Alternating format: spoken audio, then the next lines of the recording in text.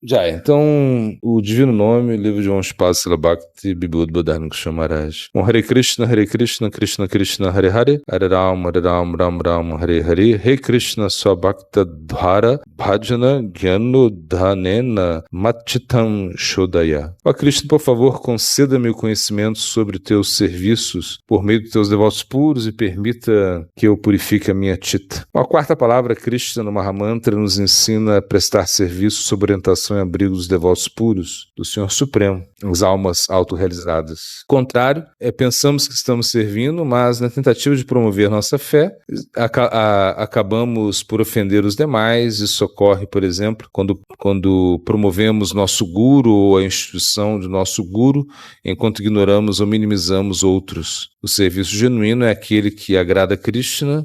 Quando temos a tendência de minimizar, ignorar ou criticar os demais, essas ações causam sofrimento a Krishna. Podemos entender isso por meio de uma analogia. Os devotos são como células individuais do corpo de Krishna. Se ferimos uma célula, afetamos o corpo inteiro e causamos dor a Krishna. Percebemos isso por causa da nossa própria experiência física. Portanto, devemos seguir o exemplo do devoto puro, Swabhakta Dhara, que tem um humor magnânimo e respeita todos de maneira apropriada. Caso contrário, incorreremos nas 10 ofensas ao santo nome, não paradas. Né? Bom, a primeira é blasfemar contra um sado. Blasfemar abrange diversas atitudes, como falar negativamente sobre ele, espalhar escândalos infundados a seu respeito, feri-lo com palavras rudes e desrespeitosas ou ainda equipará-lo a um não devoto. Segundo é considerar Sri Vishnu diferente de seus nomes, formas, qualidades, etc., ou tratá-lo com igualdade com outros deuses inferiores. Sri Krishna é a suprema pessoa divina, a causa de todas as causas, o Deus dos deuses e a origem de tudo que existe em toda a criação.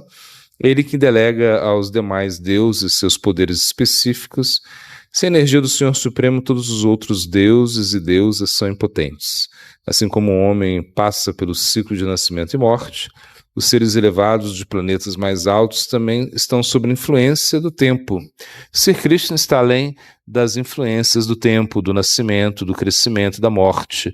Considerar Sri Krishna no mesmo nível dos outros deuses que são dependentes dele, é uma ofensa ao santo nome. Terceira, desconsiderar o mestre espiritual. O mestre espiritual é o representante da suprema personalidade de Deus. Sri Krishna, ele é o mais querido de Sri Krishna, é o maior pregador do santo nome. O praticante espiritual deve seguir as palavras e instruções do seu mestre espiritual de forma íntegra e sem hesitação. O dever do discípulo é obedecer o conselho do guru incondicionalmente e sem qualquer discriminação. Desconsiderar os conselhos do mestre espiritual é uma grande ofensa. Quarto, é blasfemar contra as escrituras. As escrituras revelam a história da nossa linhagem, a história de todos os nossos mestres, predecessores, bem como tudo relacionado a Sri Krishna, a suprema pessoa divina e seus passatempos. Duvidar das palavras das escrituras ou desprezá-las, considerando-as falsas, constitui uma ofensa. Devemos acreditar nas palavras de Mahamuni Vedavyasa, que nas escrituras descreve o encontro de sua mãe, Satyavati, com seu pai, o sábio Parashara. Algumas pessoas podem sentir-se constrangidas ao relatar como Vedavyasa foi concebido por Parashara Muni Satyavati. Contudo, Vedavyasa jamais ocultou a verdade sobre sua origem. Sua mãe Satyavati ajudava os viajantes a atravessar o rio de um barco. Certo dia, o sábio Parashara encontrava-se a bordo, enquanto Satyavati remava. Ao contemplar sua extraordinária beleza, Parashara foi atraído por ela e propôs unir-se a ela. Contudo, ela sentiu-se envergonhada, pois poderiam ser vistos de ambos os lados do rio. Então Parashara usou seus poderes yógicos para envolver o barco em uma densa névoa, e por meio dessa união, Satyavati concebeu Vyasadeva. Satyavati, também conhecida como Matsyagandha, foi abençoada a permanecer virgem, e o odor de peixe com que nascera foi substituído por uma fragrância agradável. Satyavati permaneceu jovem, eventualmente Vyasadeva manifestou-se. Ele próprio escreveu sobre o seu nascimento em uma ilha razão pela qual passou a ser conhecido como Krishna Dvapayana Vedavyasa. Krishna refere-se à sua compleição escura, Dvapayana significa ilha, e Veda é o conhecimento. Os Vedas originalmente era uma única escritura, foram divididos por Vedavyasa em 4 partes, né? O Rig Veda, Samaveda, Yajurveda, Atharva Veda. O termo Vyasa significa expansão, por isso ele recebeu esse nome. Como é possível que alguém descrever a relação entre seus próprios pais?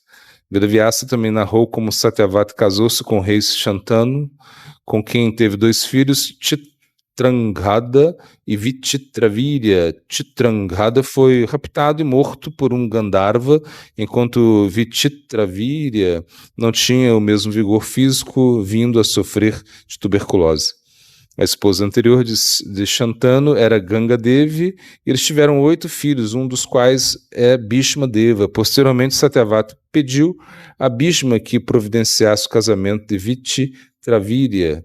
O rei de Kashi tinha 3 filhas, cujos nomes eram Amba, Ambika e Ambalika, e organizou para elas um Swayamvara Shaba, uma assembleia nupcial, mas não convidou o reino de Hastinapura nem o seu príncipe. Seguindo as ordens de Satyavati, Bhishma Deva foi até lá. A assembleia de reis e príncipes em Kashi derrotou todos os presentes e levou consigo as 3 princesas. Contudo, Amba já tinha aceitado o rei Shalva como seu marido. Estava prestes a lhe colocar a guirlanda nupcial quando Bhishma interrompeu a cerimônia. Ao tomar conhecimento dessa circunstância, Bhishma permitiu que Amba fosse enviada de volta a Shalva. Por sua vez, Ambika e Ambalika casaram-se com Vichitravirya, que já padecia de tuberculose, que em pouco tempo lhe tirou a vida.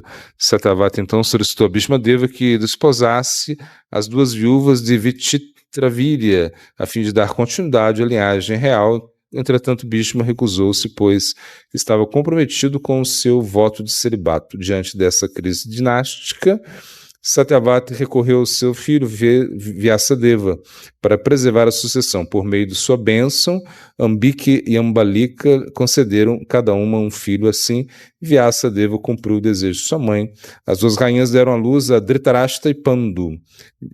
Vyasadeva relatou todos esses acontecimentos do Mahabharata sem ocultar nada. Quando optamos por não acreditar nas escrituras, em vez disso as blasfemamos ou criticamos, isso também constitui uma forma de não parada. Não devemos proceder dessa maneira, devemos aceitá-la com fé plena. Trata-se de uma verdade absoluta, não de uma construção subjetiva.